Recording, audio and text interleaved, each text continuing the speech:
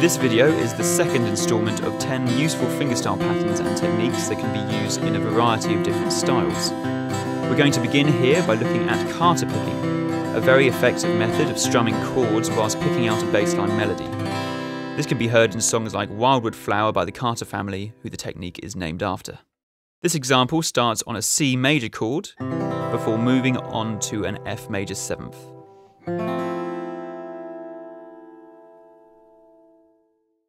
As you can see, the thumb begins by picking the bass note of the chord before the index finger does a down-up strum of the top 3 strings. The bass note is then changed and the strumming goes round in a repetitive pattern. Using a thumb pick can be common in this technique, so you can try it out with that as well.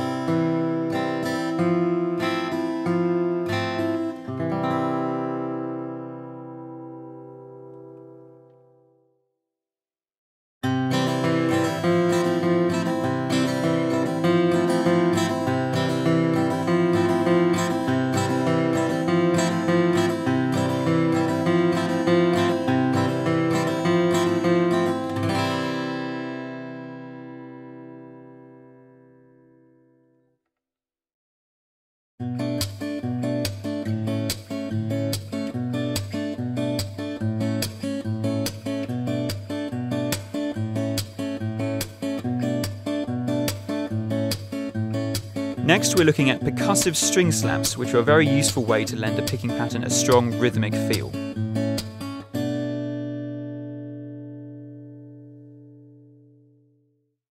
This example is based on voicings of a B minor 7th, followed by an A major chord.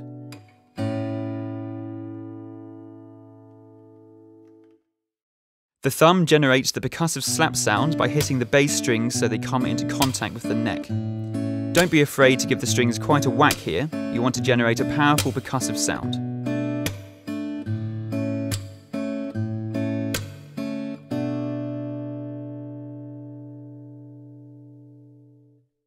Whilst this thumb slap is taking place, it's worth considering where your index and middle fingers are.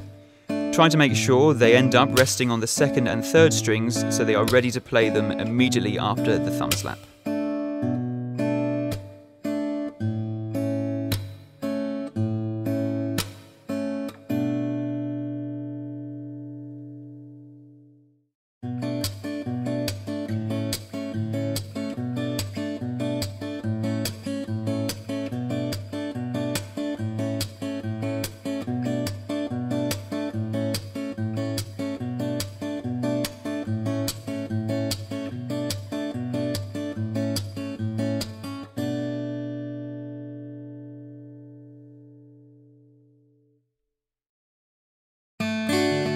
This next picking style is called clawhammer, which originated as a banjo technique. It's particularly effective in bluegrass styles at lending a percussive attack to a chord sequence, and unique in the way the index finger is always playing as a downstroke.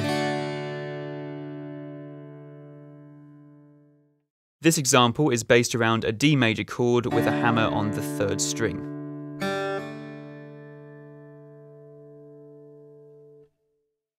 The index finger starts by attacking the 3rd string as a downstroke for both the 1st and 2nd strings together.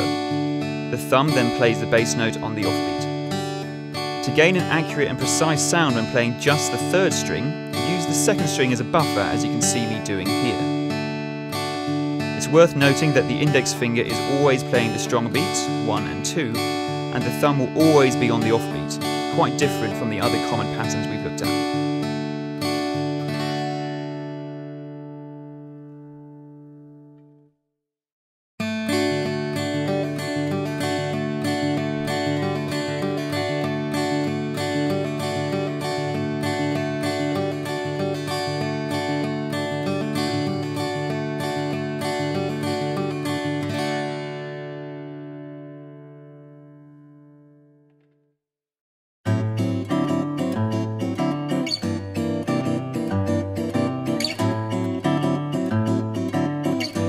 Next up is this common Latin style of playing and voicing chord with bass notes, in this instance based on a samba rhythm.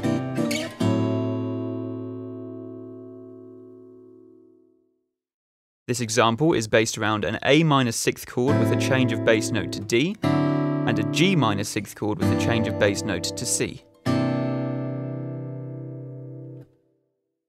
The index, middle and ring fingers all remain on the 2nd, 3rd and 4th strings throughout.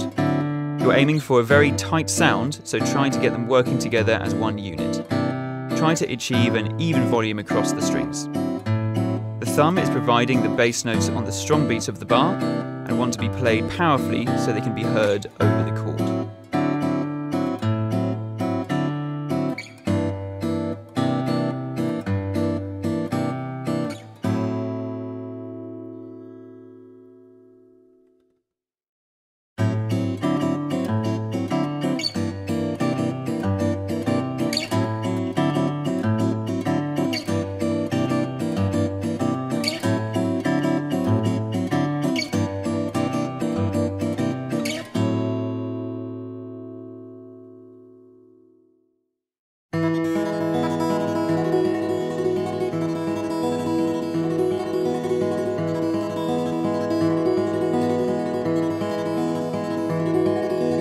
In part 1 of this video, we looked at tremolo in a folk style, and now we're going to see how it's used in a different way in the more classical approach.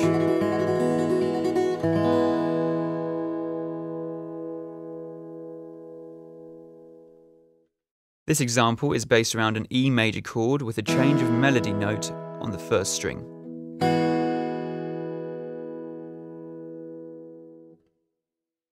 The thumb is providing a steady arpeggio across the 2nd, 3rd and 4th strings, whilst ring, middle and index fingers provide the tremolo melody. As with the folk tremolo example, you are aiming for a rhythmically even sound across all the fingers. In this instance, the tremolo is taking the melody, so you can try and make it sing above the accompaniment by ensuring the thumb isn't playing too strongly.